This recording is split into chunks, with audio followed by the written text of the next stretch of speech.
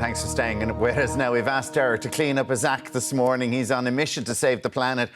But the rain was belting down earlier on. Derek, how are you getting on? Is the rain still belting down there?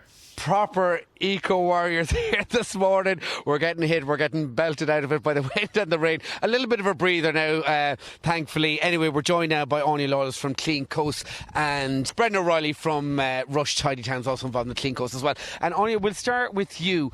Tell us about the initiative here to save the dunes. Yeah, absolutely. So Sarah and Brendan in the Tidy Towns and the local Clean Coast group reached out to us, and they were a bit concerned about the state of the dunes here in Rush just because of local recent storm events. There was some blowouts and kind of quite bare sections of the dunes, and they were worried about coastal erosion.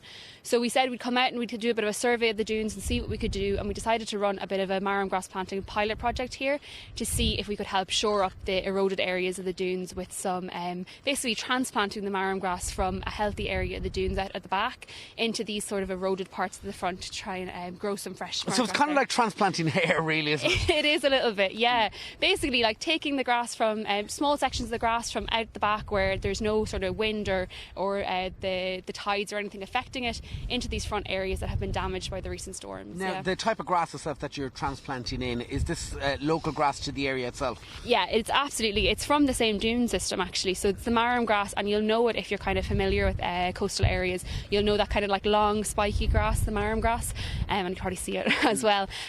So yeah, it's absolutely local grass, and it's best to do this with the local grass, and it takes better. But it takes a bit of time then for it to settle in. So it's not just you plant it and you leave it and off it grows. It takes a couple of months to actually bed in. Exactly, and I'd say that's kind of why this is a pilot. We're like seeing if it'll take well. So it'll take probably around September time. If this has all worked well, we'll see some progress there. We'll see some fresh sprouts coming up, and the roots will have dug down into the dunes then, and they'll start binding together and holding the dune firm then. Absolutely. Now, Brendan, you're here with the local Tidy Town. I have to say there's a massive volunteer effort here, isn't there? Absolutely. We're very lucky to have so many come in as volunteers, and you can see even in a rainy morning like this, Derek, we've got an army of them out here. Yes. A very busy one for you at the moment, because not only are you hugely involved in the Tidy Towns, and I passed through Rush this morning, you've kept it so well, but the beach here is part of the local community too.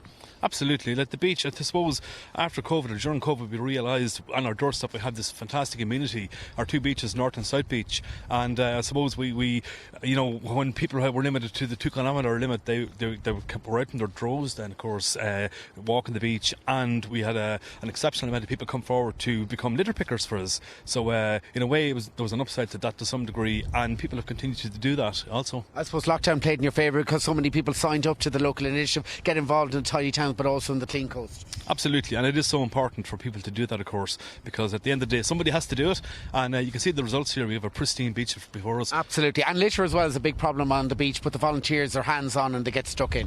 It can be, of course, yeah. I mean, obviously it's very important for us because every bit of marine litter we actually remove from the beach is potentially something taken out of the food chain. That's very important, notwithstanding the fact, of course, that we do like to keep the dunes clean. Now, we do have a number of different people, we have people who actually walk the beach on a daily basis picking litter. We arrange some large scale tidy ups also, where we do deep clean of the dunes, the rocks, and then we have lots of classes like the under 15 Rush Athletic Girls come out here recently to do a clean up, and companies even come forward to do that. So we're very lucky that we've got all these different types of model we use, and of course all this supported by Antashka through grants, so we can have lots of equipment at our disposal as well. A great initiative by the local community. Anya, a very sad fact that many people will not know is that there's going to be potentially more plastic in the sea than fish by 2050. Is that correct? Yeah, it's a terrifying statistic. So actually we're seeing that approximately 10 million tonnes of litter is released into the world's oceans every year, and that's a very scary figure. So what we want to do in Clean Coast is basically prevent as much as possible getting into the ocean in the first place. Obviously there's a lot out there, and there's initiatives out there to try and clean up the litter that's already in the ocean, but what we want to do is try and stop any more getting out there. Yeah, are we fighting a losing battle here? I think, look, it's there's a lot out there. It's a huge problem, but if we can stop the problem getting any worse, then we can start to solve the problem. So this idea of community groups getting out there and doing these big cleanups along the coastline is huge. Like, we've got 3,000 kilometres of coastline in Ireland, and I think we say now that we have just over 2,000 community groups involved in Clean Coast, and that's about one group every 5 kilometres. And for any groups looking to get planting their local dunes, you said every dune is different. It has a different system, a different eco, different habitat. Yeah, so the dune systems are obviously incredible. They're so valuable to the local coastline and to preventing coastal erosion. But like I said, every dune system is different and they require different, if any, intervention. So in Rush, we decided it would be a good idea to try the marram grass planting here. In other places, it might be installing something like chestnut fencing, or it could be just some like an awareness campaign. So I think if anyone's interested in doing this in their own area, reach out to us and we can try and give you some advice on what would be best. Right, so there you have it, guys. Cleancoast.org is the place to touch base online if you want to get involved as well. From all our eco warriors here, the rain is coming down. Thank you, Brendan. Thank you, Anya. Back to you guys in studio. Wow, fair play to them all there, Derek, this morning, because the weather has been shocking there right throughout the morning, but it looks like it's clearing up there.